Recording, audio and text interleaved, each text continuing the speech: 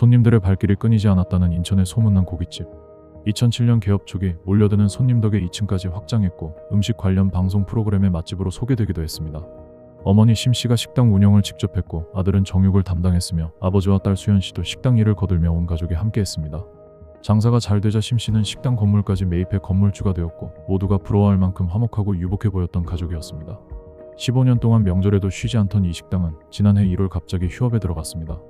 이후 식당을 운영하던 부부는 떠나고 친이모와 남매가 다시 장사를 시작했다고 합니다. 알고 보니 식당 부부는 10억 가까운 대출금을 갚지 못해 건물은 이미 2년 전에 팔린 상태였고 이웃들에게 진 빚만 해도 수천만 원에 달했습니다. 당시 식당은 임대료까지 밀려 임대차 계약 해지를 통보받고 강제 집행까지 앞둔 상황이었습니다. 동생 가게가 위기를 맞자 구세주처럼 나타나 밀린 임대료를 해결해줬다는 이모 심씨. 이때 사업자 등록과 임대차 계약 모두 딸 수연씨 명의로 변경이 됐는데 실질적으로는 이모 심씨에게 식당이 넘어간 것이었습니다. 지난해 추석 연휴 마지막 날인 2024년 9월 18일 식당 2층에서 사람이 쓰러졌다는 신고가 119에 접수되었습니다. 구급대원들이 현장에 도착했을 때 수연씨는 심각한 화상을 입은 채 이불과 젖은 수건에 쌓여 바닥에 의식을 잃고 누워 있었습니다. 가슴과 복부를 중심으로 전면부 피부가 변색되어 있었고 수포까지 관찰됐습니다. 숯불 위에 쓰러진 채 발견됐다는 목격자들의 진술과는 달리 현장은 어딘가 부자연스러워 보였습니다. 수상함을 느낀 구급대원은 곧바로 경찰에 공동 대응을 요청했습니다. 사건 당시 2층에는 이모 심씨와 세 자녀 신도 박씨가 있었고 1층에는 이모 심씨의 또 다른 딸과 수연씨의 친오빠가 있었는데 이 7명은 사고 경위에 대해 조금씩 엇갈린 진술을 했습니다. 수연씨는 인근 대학병원 응급실을 거쳐 서울의 한 화상 전문 병원으로 옮겨져 긴급 수술까지 받았으나 의식을 회복하지 못하고 이틀 뒤 결국 사망했습니다.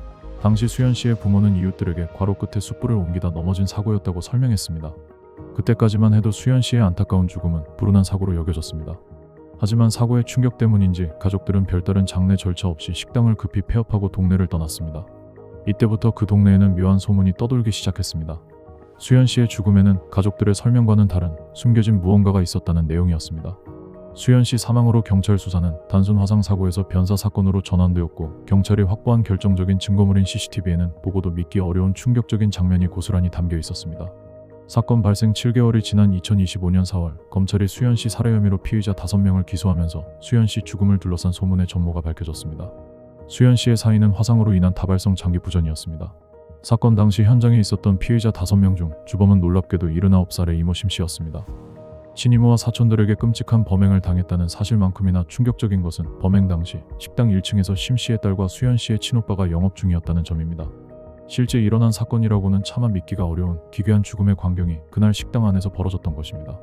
119 출동 5시간 전이었던 오후 3시 49분 피의자들은 식당 2층에 높이 90cm의 철제 구조물을 설치하기 시작합니다.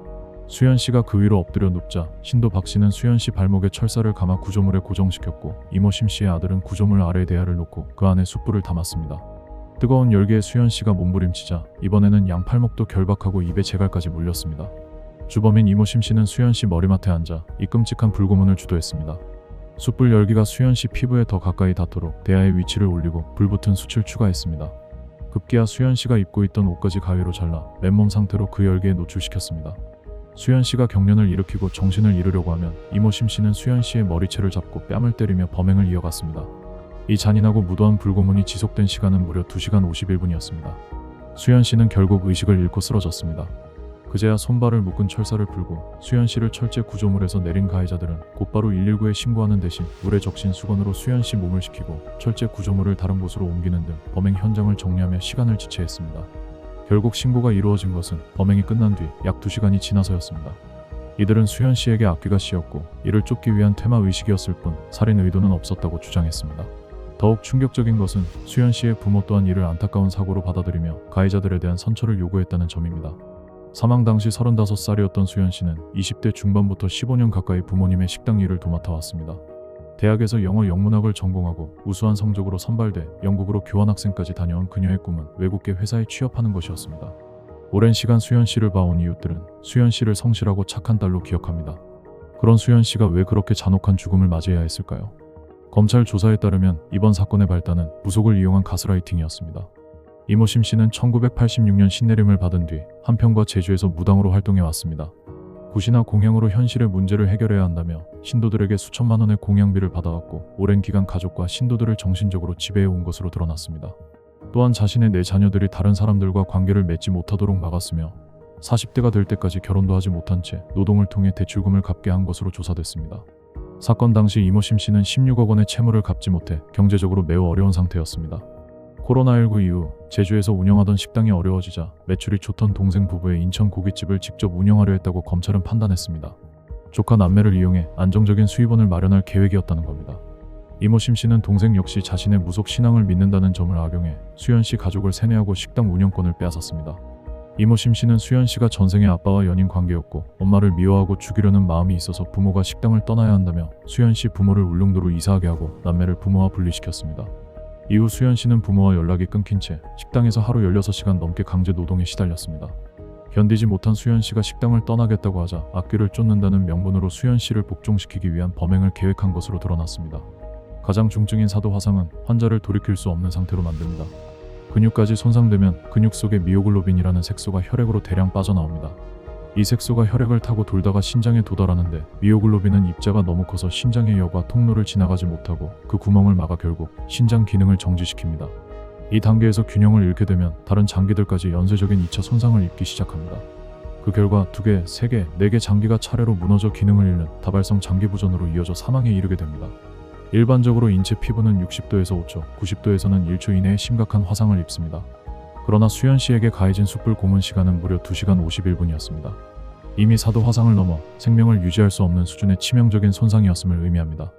결국 이 장시간의 고문은 화상으로 인한 다발성 장기 부전을 피할 수 없게 만들었고 이것이 수연 씨 사망의 직접적인 원인이 되었습니다.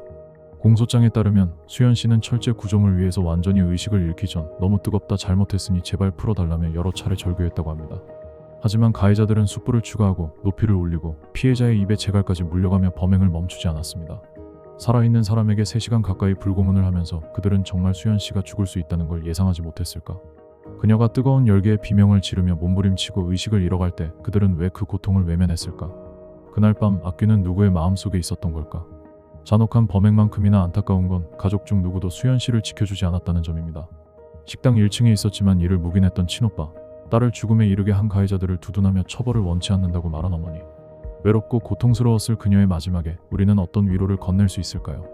2025년 9월 25일 인천지방법원은 살인 혐의로 구속 기소된 이모 심 씨에게 무기징역을 선고했습니다.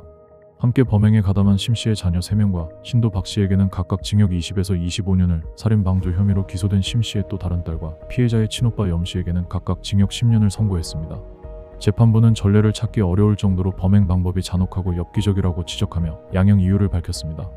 또한 피해자의 유족은 피해자 사망보험금 중 대다수를 이모 심 씨의 생활비로 보내는 등 정신적 지배 상태에 있었다며 피해자 유족의 처벌 불원 의사를 받아들이지 않았습니다.